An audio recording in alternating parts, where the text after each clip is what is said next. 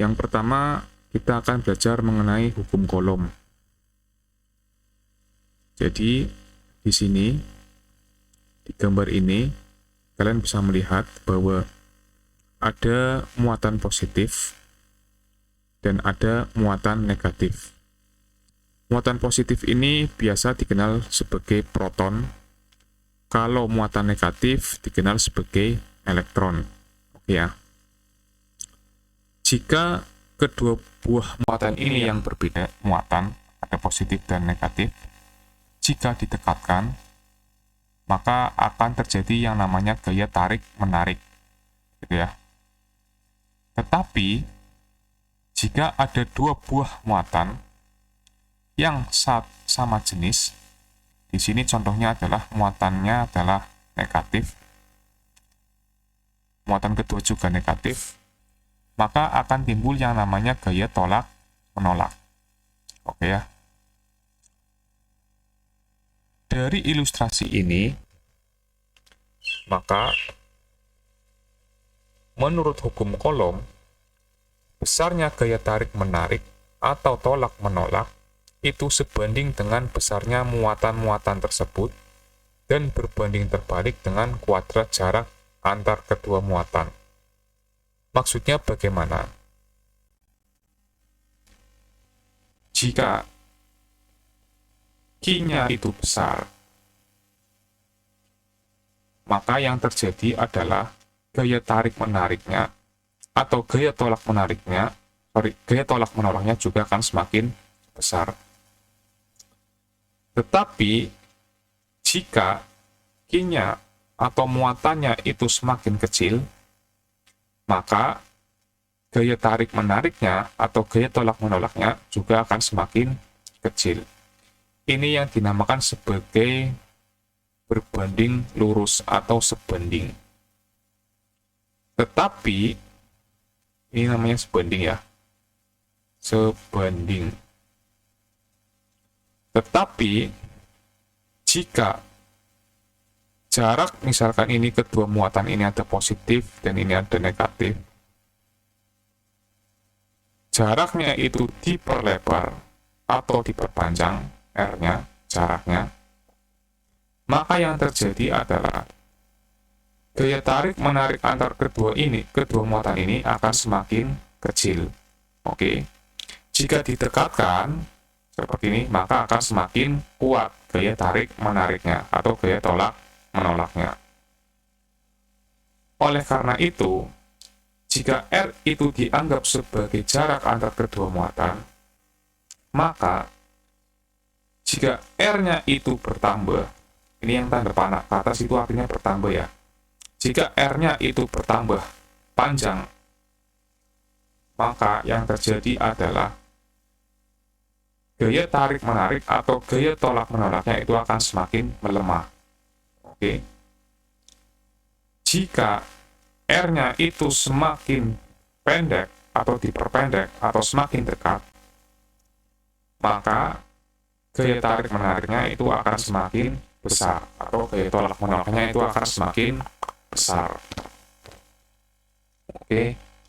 Dari sinilah maka secara matematis atau kalian sebutnya adalah rumus, untuk menentukan gaya tarik-menarik atau gaya tolak-menolak yang kita kenal sebagai gaya Coulomb, gaya itu simbolnya adalah F, itu sama dengan konstanta Coulomb, konstanta ini, dikalikan dengan muatan, Q itu muatan, Q1, ini misalkan ini muatan Q1 ya, dikalikan dengan muatan Q2 ini, dibagi dengan jarak kuadrat antar kedua muatan.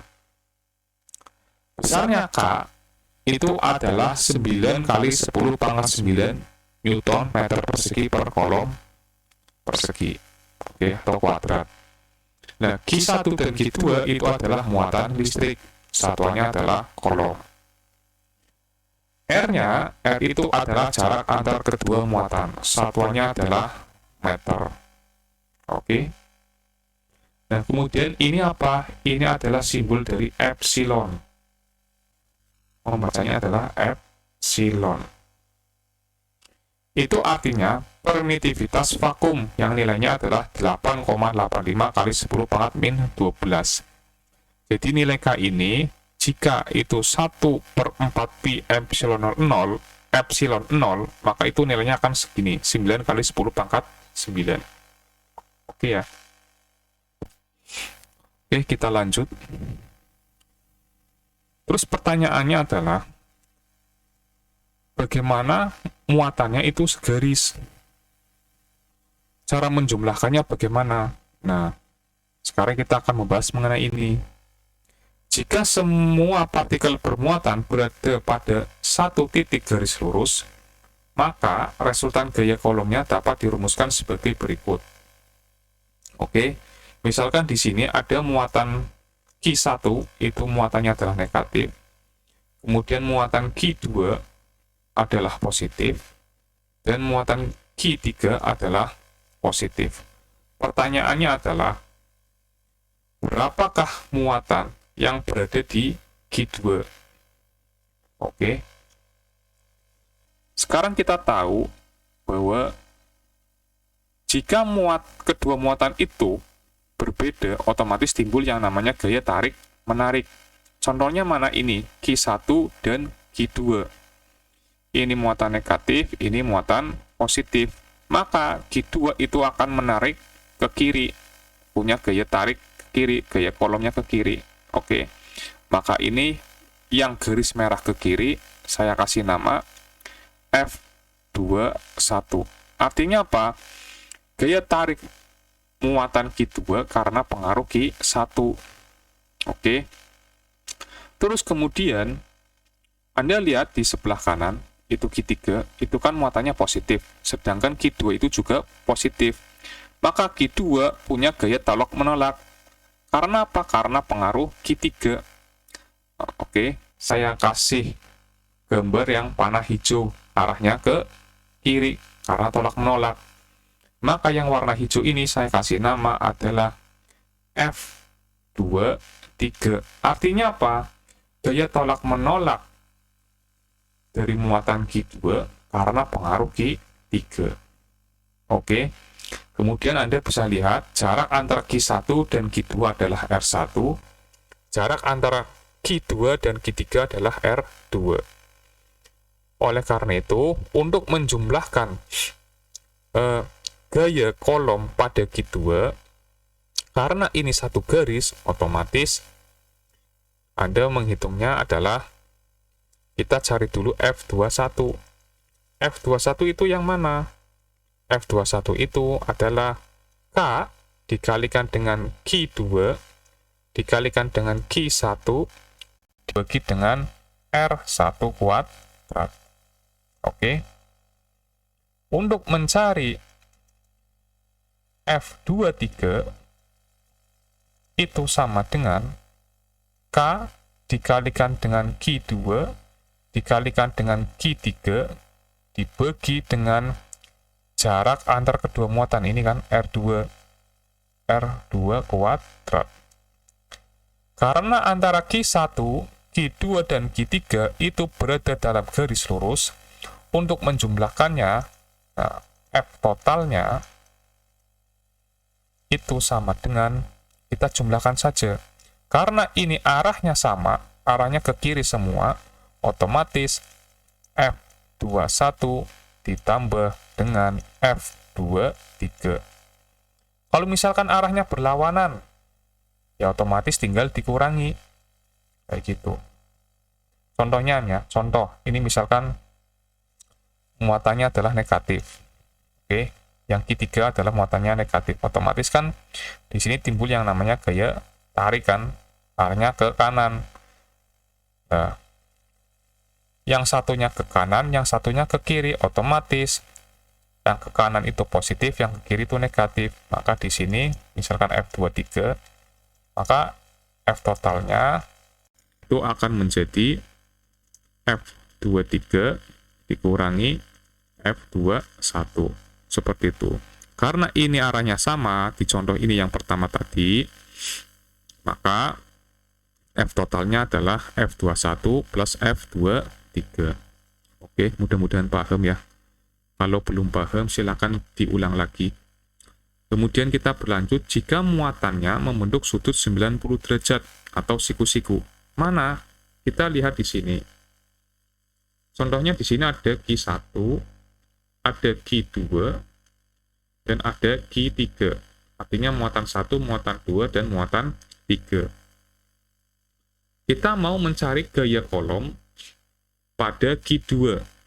Oke. Karena Q2 itu terpengaruh oleh muatan Q1 dan muatan Q3, kita lihat muatannya, oh Q1 adalah negatif, sedangkan Q2 adalah positif. Maka timbul yang namanya gaya tarik menarik. Arahnya kemana? Dari Q2 otomatis ke atas, ya kan? Maka di sini yang warna hijau namanya F21. Ini muatan Q2 muatannya positif, muatan Q3 negatif. Oh, ini tarik menarik nih. Maka di sini dinamakan sebagai F23. F21 dan F23 kalau Anda lihat, ini kan otomatis membentuk sudut 90 derajat atau siku-siku. Caranya bagaimana? Caranya, Anda lihat di sini. Kita cari dulu F21.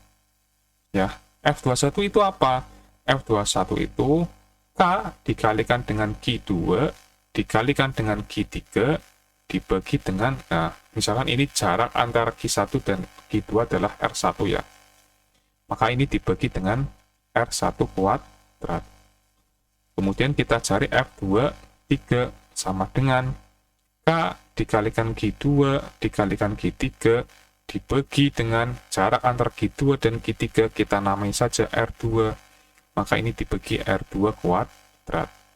Untuk mencari F totalnya, karena membentuk sudut 90 derajat, otomatis F total sama dengan akar F21 kuadrat, jadi ini hasilnya berapa dikuadratkan, ditambah F23, ini hasilnya berapa dikuadratkan.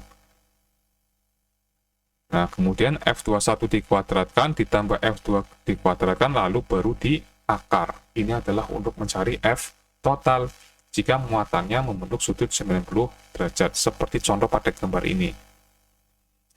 Nah, kemudian kita lihat contoh yang ketiga. Jika muatan membentuk sudut bukan siku-siku, lalu bagaimana? Jika semua partikel bermuatan membentuk sudut bukan siku-siku, maka resultan gaya kolomnya dapat dirumuskan sebagai berikut. Contoh, ini adalah Q1, ini adalah Q2, dan ini adalah Q3. Kita mau mencari gaya kolom pada Q2. Ini positif, ini negatif, otomatis arahnya ke sana. Ini positif, ini negatif, otomatis arahnya ke sana. Ya kan? Nah, antara Q2 dan Q1, ini namanya adalah gaya kolom F21. Antara Q2 dan Q3, nama gaya kolomnya adalah F23. Oke, seperti ini. Kemudian, Anda lihat di Q2. Ternyata antara F21 dan F23 itu membentuk sudut theta. Oke. Sudut tertentu, bukan 90 derajat. Ya, caranya bagaimana? Sama seperti tadi, kita cari F21 dulu, yaitu adalah nilai K dikalikan dengan Q2 dikalikan dengan Q1 dibagi dengan jarak antara Q2 dan Q1. Misalkan saja ini adalah R1 jaraknya, maka R1 kuadrat. Kemudian F23 sama dengan K kali 2 kali 3 dibagi R2 kuadrat. Misalkan ini jaraknya adalah R2. Setelah itu, baru kita mencari F total. Untuk mencari F totalnya adalah akar F21 dikuadratkan ditambah F23 dikuadratkan ditambah 2 dikalikan F21 dikalikan dengan F23, baru kita kalikan cos theta.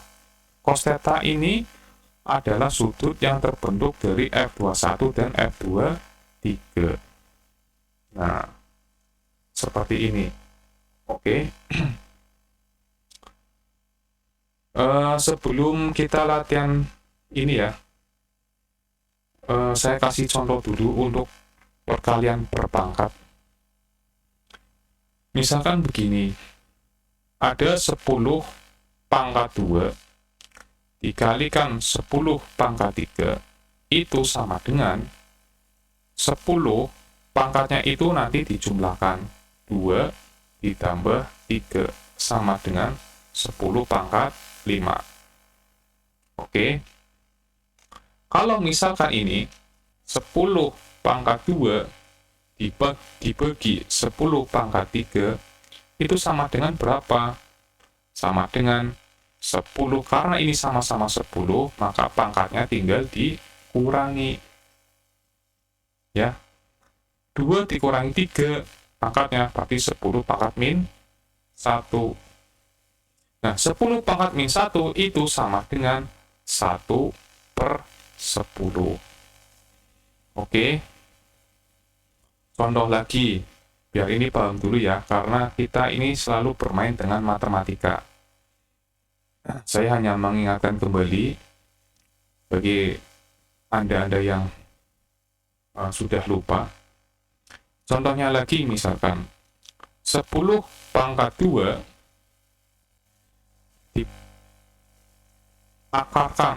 dipangkatkan 2, 10 pangkat 2 misalkan dipangkatkan 3 nih. Misalkan, itu artinya bagaimana? Ini 10, pangkatnya itu 2 dikali 3. Itu sama dengan 10 pangkat 6. Tolong ini contohnya nanti dicatat ya. Contoh lagi misalkan, berapa ya? Misalkan di sini ada 2 dikali 10 pangkat 3 dikali 4 kali 10 pangkat 2 dibagi, misalkan di sini 8 dikali 10 pangkat min 6, itu sama dengan berapa? Kan seperti itu kan? Nah, caranya adalah kita kumpulkan semua bilangan yang bukan 10 pangkat. Mana? Itu 2, 4, dan 8. Ya. Jadi 2 dikalikan 4 kan, lalu dibagi 8. 2 kali 4 dibagi 8. Lalu setelah itu kita kumpulkan bilangan berpangkat 10 ini. Yang 10 ini, 10 berpangkat. Nah, 3 dikali 10 pangkat 2, 10 pangkat 3 kali 10 pangkat 2, karena bentuknya perkalian, otomatis pangkatnya dijumlah. Nah, kemudian ini Pak, dibagi. Nah, ini kan per 10 pangkat min 6, ya kan? Dibagi 10 pangkat min 6. Nah, karena dibagi, otomatis dikurangi. Dikurangi berapa? Min 6. Kan seperti itu kan? Sama dengan 2 kali 4 berapa? 8. 8 dibagi 8, 1. Ya kan? Nah, dikali 10 pangkat 3 plus 2 min 6. Berarti berapa? Min 6. Berarti karena min ketemu min jadi plus. Maka sama dengan 10 pangkat 3 tambah 2, 5 tambah 6, 11. Seperti itu. Oke. Kalau sudah, kita mencoba latihan soal.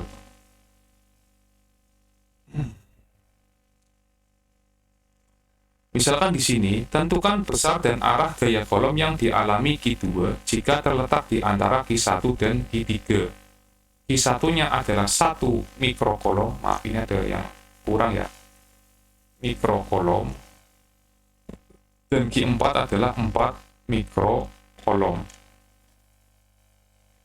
Oke, jadi Q1-nya adalah 1 mikrokolom, yang Q3-nya adalah 4 mikrokolom. Nah, sebagai pengetahuan saja, 1 mikrokolom kita jadikan kolom itu sama dengan 10 pangkat min 6. Oke. Nah, kita lihat di sini. Q1 positif, Q2 negatif, Q3 adalah positif. Maka di Q2 karena ini positif, timbul yang namanya gaya tarik menarik ke sana. Nah, ini kita namai adalah F21.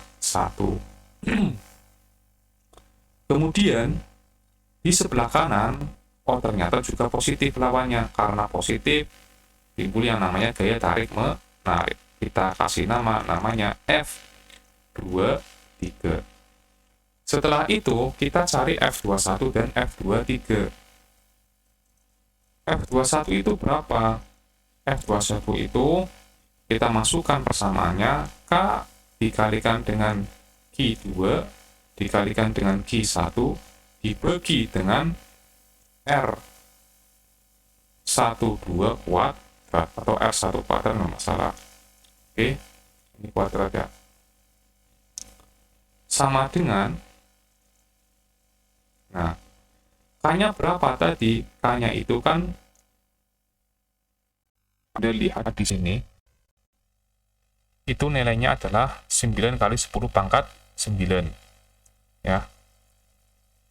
Maka kita masukkan nilainya 9 dikali 10 pangkat 9 dikalikan dengan Q2. Q2 itu adalah 2 mikrokolom. Karena 2 mikrokolom, ya berarti 2 dikali 10 pangkat min 6. Dikalikan Q1-nya berapa? 1 mikrokolom. Dikalikan 10 pangkat min 6.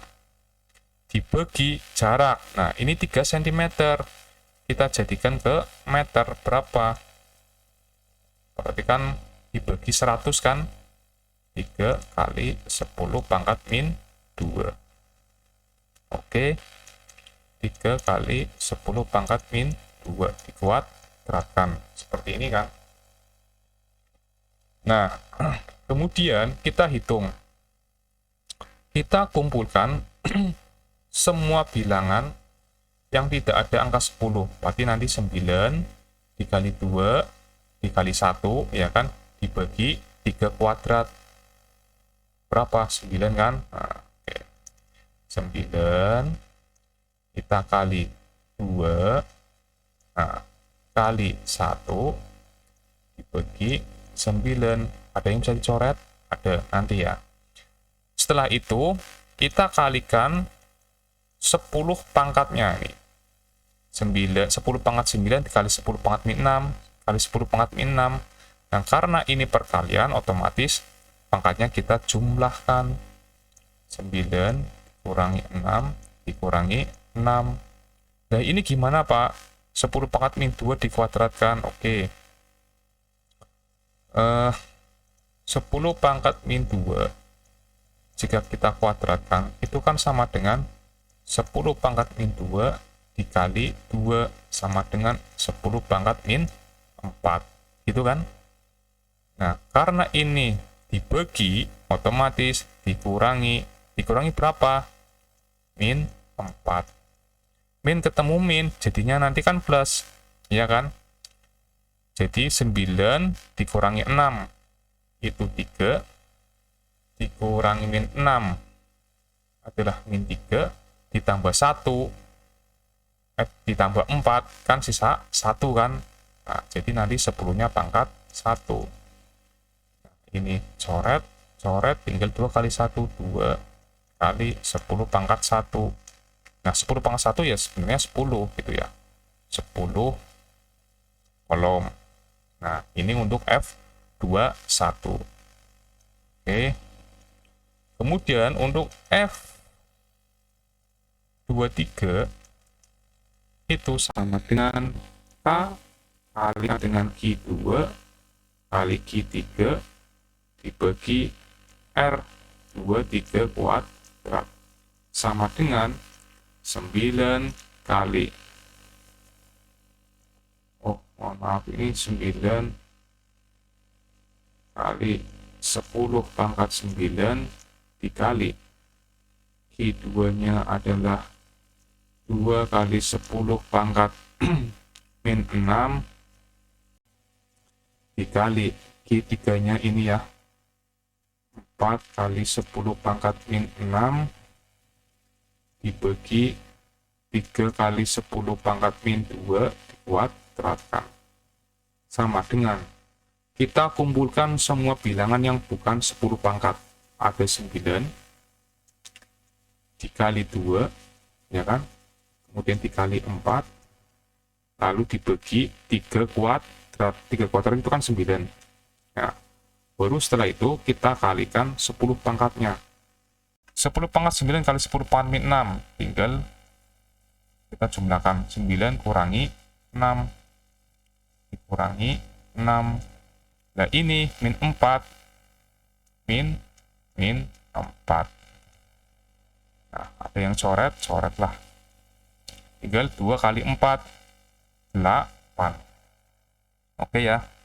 8 dikali 10 pangkat 9 kurangi 6. Kan 3. 3 kurangi 6. Berarti min 3. Min 3 ditambah 4. 10 pangkat 1 kolom. Oh, ternyata F21-nya adalah ini. F23 adalah ini. Oke. Karena arahnya berlawanan, lihat di sini di gambar. F23 kan arahnya ke kanan, sedangkan F21 itu arahnya ke kiri. Karena arahnya berlawanan, maka yang ke kanan itu positif, yang ke kiri itu adalah negatif. Maka di sini F totalnya, ini nggak apa-apa ya, di atas ya, ngencar-ngencar, nggak apa-apa lah. F totalnya F23 dikurangi F21. F23 itu berapa? Kan 8. 8 kali 10 berarti berapa? 8 kali 10 pangkat 1. Kan artinya 8 kali 10 kan? Berarti 80. Dikurangi 2 kali 10 pangkat 1 kan artinya 2 kali 10. Dikurangi 20. Itu sama dengan 80 kurangi 20. Hasilnya adalah 60 kolom. Ini untuk F totalnya adalah 60 kolom di Q2 karena pengaruh Q1 dan Q3. Oke, saya kira cukup sekian untuk materi hukum kolom ya, gaya kolom. Nanti kita lanjut di materi medan listrik. Terima kasih.